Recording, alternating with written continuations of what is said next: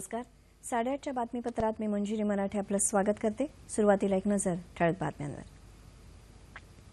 संपूर्ण स्वदेशी बनावटीची INS चेन्नई ही विनाशिका आज भारतीय नौदलाच्या ताफ्यात होणार दाखल. कानपूर रेल्वे अपघातात 133 प्रवाशांचा बळी, 150हून अधिक जखमी. मृतांची संख्या अजूनही वाढण्याची भीती. नोटाबंदीच्या निर्णयावर देशातल्या जनतेनं केलेला त्याग व्यर्थ जाणार नाही. या आगीतून भारत सोन्यासारखा उजळून निघेल, पंतप्रधानांचं प्रतिपादन. देशातल्या प्रत्येक कुटुंबाकडे 2022 पर्यंत स्वतःचं घर असलं पाहिजे, यावर सरकारचा भर असल्याचं पंतप्रधानांनी केलं स्पष्ट. संसदेत आजही नोटाबंदीच्या निर्णयाविरोधात सरकारला कोंडीत पकडण्याचा विरोधकांचा प्रयत्न. काही महत्त्वाची विधेयकं सादर होण्याची शक्यता. जम्मू काश्मीरमध्ये पाकिस्तानकडून पुन्हा शस्त्रसंधीचं उल्लंघन, राजौरी सेक्टरमध्ये 4 जवान जखमी. 90वे अखिल भारतीय मराठी साहित्य संमेलन 3, 4 आणि 5 फेब्रुवारीला डोंबिवलीत. पंतप्रधानांचा नोटाबंदीचा निर्णय देशाला आर्थिक आणीबाणीकडे लोटणारा असल्याची शरद पवार यांची टीका. येत्या वर्षभरात राज्यातली सर्व शहरं हागणदारी मुक्त होतील, मुख्यमंत्र्यांची ग्वाही. आणि विशाखापट्टणम क्रिकेट कसोटी जिंकण्यासाठी दोन्ही संघांची लागणार कसोटी. आता सविस्तर वृत्त. संपूर्ण स्वदेशी बनावटीची INS चेन्नई ही विनाशिका आज संरक्षण मंत्री मनोहर पर्रिकर यांच्या उपस्थितीत भारतीय नौदलाच्या ताफ्यात दाखल करण्यात येणार आहे. कोलकाता वर्गातली ही तिसरी विनाशिका असून तिचं वजन 7,500 टन असून लांबी 164 मीटर आहे. या विनाशिकेवर 300 किलोमीटर अंतरापर्यंत मारा करणारं ब्राह्मोस हे संहारक क्षेपणास्त्र सज्ज ठेवण्यात आलं असून रडारलाही चकमा देणारी कवच यंत्रणा बसवण्यात आली आहे. अत्याधुनिक शस्त्रास्त्र आणि यंत्रणांसह सुसज्ज असलेली ही पहिली विनाशिका DRDO म्हणजे संरक्षण संशोधन आणि विकास संघटनेच्या सहकार्यानं तयार करण्यात आली आहे. या विनाशिकेवर 30 अधिकारी आणि 350 नौसैनिकांच्या निवासाची व्यवस्था करण्यात आली आहे. कानपूर इथं काल झालेल्या रेल्वे अपघातातल्या मृतांची संख्या 133 वर पोहोचली असून ही संख्या अजूनही वाढण्याची भीती व्यक्त करण्यात येत आहे. या अपघातात 150हून अधिक प्रवासी जखमी झाले असून त्यांच्यावर विविध रुग्णालयांमध्ये उपचार करण्यात येत आहेत. मदत आणि बचाव कार्य युद्धपातळीवर सुरू असून या अपघाताची उच्चस्तरीय चौकशी करण्याचे आदेश रेल्वे मंत्री सुरेश प्रभू यांनी दिले आहेत. नोटाबंदीच्या निर्णयावर देशातल्या जनतेनं केलेला त्याग व्यर्थ जाणार नाही. या आगीतून भारत सोन्यासारखा उजळून निघेल असा विश्वास पंतप्रधान नरेंद्र मोदी यांनी काल उत्तर प्रदेशात आयोजित जाहीर सभेत व्यक्त केला. त्यापूर्वी दारिद्र्य रेषेखालच्या नागरिकांना स्वस्तात घरं उपलब्ध करून देणाऱ्या पंतप्रधान ग्रामीण आवास योजनेचं पंतप्रधान नरेंद्र मोदी यांच्या हस्ते उत्तर प्रदेशात आग्रा इथं उद्घाटन झालं. देशातल्या प्रत्येक कुटुंबाकडे 2022 पर्यंत स्वतःचं घर असलं पाहिजे, यावर सरकारचा भर असल्याचं पंतप्रधानांनी यावेळी स्पष्ट केलं. सरकार गरिबांसाठी समर्पित आहे. त्यादृष्टीनं जनधन योजना, उज्ज्वला योजना यासारखे उपक्रम राबवले जात असल्याचंही त्यांनी स्पष्ट केलं. देशातला भ्रष्टाचार आणि काळा पैसा याविरोधात नोटाबंदीचा निर्णय झाला आहे. या निर्णयामुळे 5 लाख कोटी रुपयांहून अधिक रक्कम बँकांमध्ये जमा झाल्याची माहिती त्यांनी दिली. देशातल्या गरीब, मध्यमवर्ग आणि प्रामाणिक नागरिकांप्रती आपल्याला आदर आहे. त्यांच्या भल्यासाठी प्रसंग पडल्यास व्यवस्थेत सुधारणाही केली जाईल, असं पंतप्रधान म्हणाले. या कार्यक्रमात पंतप्रधानांच्या हस्ते काही लाभार्थींना आवास योजनेची वाटपपत्र देण्यात आली. मथुरा पलवल दरम्यान 4थ्या रेल्वे मार्गाची कोनशिलाही त्यांच्या हस्ते बसवली गेली. दिल्लीजवळच्या सूरजकुंड इथं रेल्वे विकास शिबिरालाही पंतप्रधानांनी मार्गदर्शन केलं. रेल्वे प्रवास सुरक्षित होण्यासाठी रेल्वेनं 0 अपघाताचं उद्दिष्ट समोर ठेवावं असं आवाहन पंतप्रधानांनी यावेळी केलं.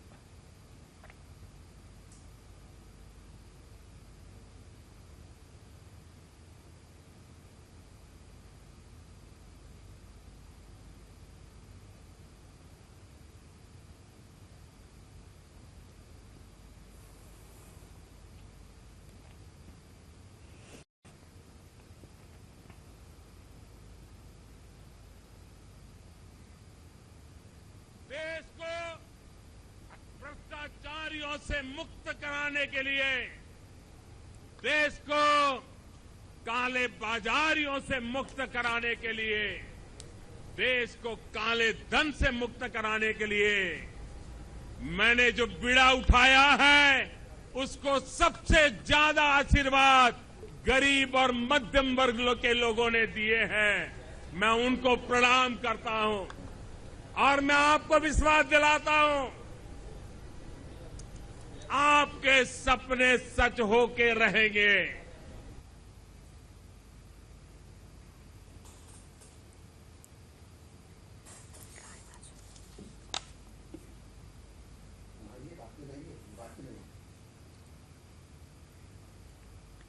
संसदेच्या दोन्ही सभागृहात आजही नोटाबंदीच्या निर्णयाविरोधात सरकारला कोंडीत पकडण्याचा विरोधकांचा प्रयत्न राहील। नोटाबंदी संदर्भात काँग्रेसनं सदस्यांना व्हीप जारी केला आहे। नोटाबंदीच्या निर्णयाची पूर्वकल्पना काही हितसंबंधियांना दिली असल्याचा आरोप विरोधक करत असून या प्रकरणाची संयुक्त संसदीय समितीमार्फत चौकशी करण्याची मागणीही विरोधक लावून धरण्याची शक्यता आहे। दरम्यान भाजपानंही 3 दिवसांसाठी व्हीप जारी केला आहे। याशिवाय आज लोकसभेत मातृत्व लाभ सुधारणा विधेयक 2016 यासह अन्य काही विधेयकं आज संसदेत सादर होण्याची शक्यता आहे।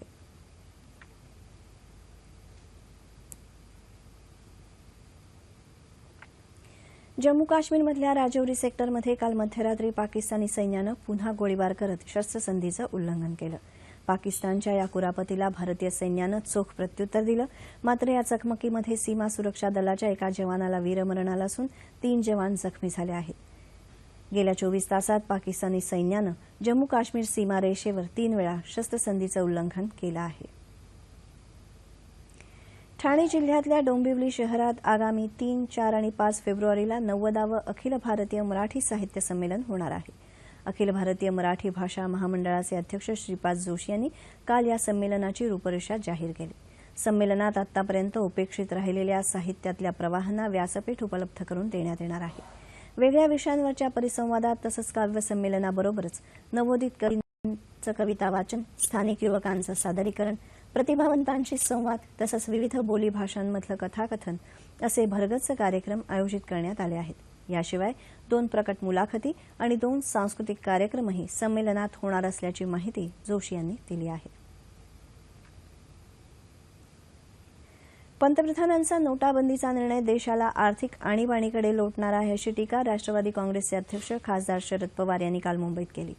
राष्ट्रवादी काँग्रेसतर्फे घाटकोपर इथं आयोजित केलेल्या परिवर्तन सभेत त्यांनी नोटाबंदीच्या मुद्द्यावरून मोदी सरकारवर शरसंधान केलं।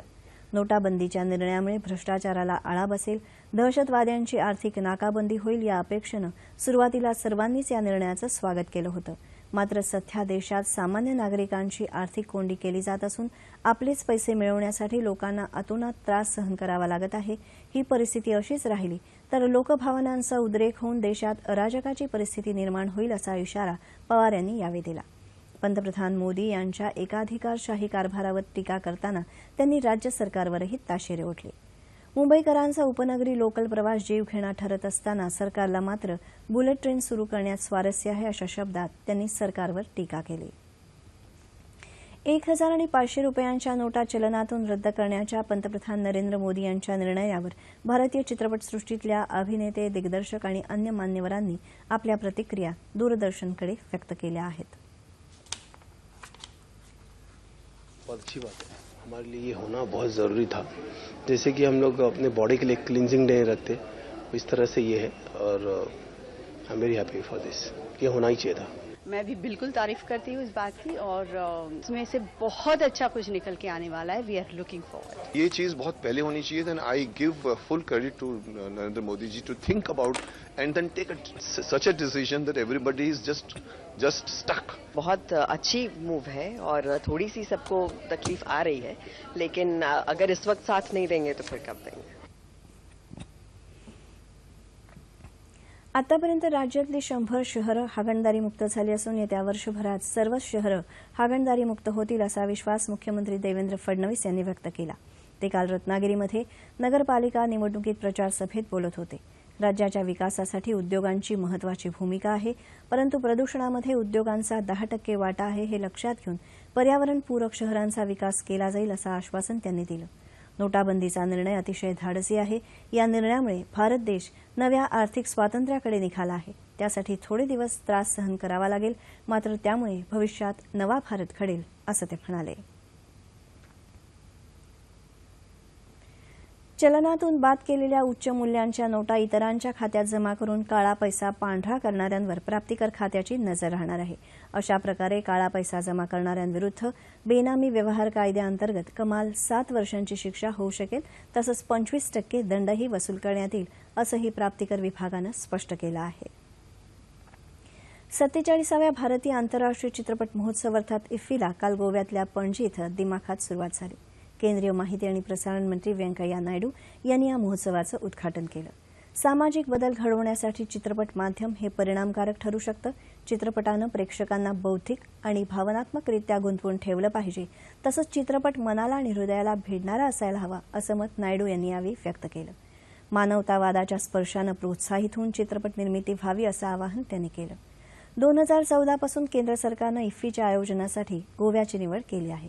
त्यामुळे इफ्फीच्या आयोजनासाठी गोव्यात कायमस्वरूपी पायाभूत सुविधा उपलब्ध करून देण्याची गरज असल्याचं मत संरक्षण मंत्री मनोहर पर्रीकर यांनी व्यक्त केलं. या चित्रपट महोत्सवाला राष्ट्रीय आणि आंतरराष्ट्रीय कीर्तीचे ख्यातनाम चित्रपटकर्मी यांनी उपस्थिती लावली आहे. यंदा या महोत्सवात सुमारे 90 देशातले 300 चित्रपट दाखवण्यात येणार आहेत. नवी दिल्लीत नुकत्याच झालेल्या पहिल्या ब्रिक्स चित्रपट महोत्सवातील पुरस्कार विजेते चित्रपटही या महोत्सवात दाखवण्यात येतील. विख्यात कोरियन चित्रपट निर्माते क्वॉन तै किम यांना जीवन गौरव पुरस्कारानं सन्मानित करण्यात आलं.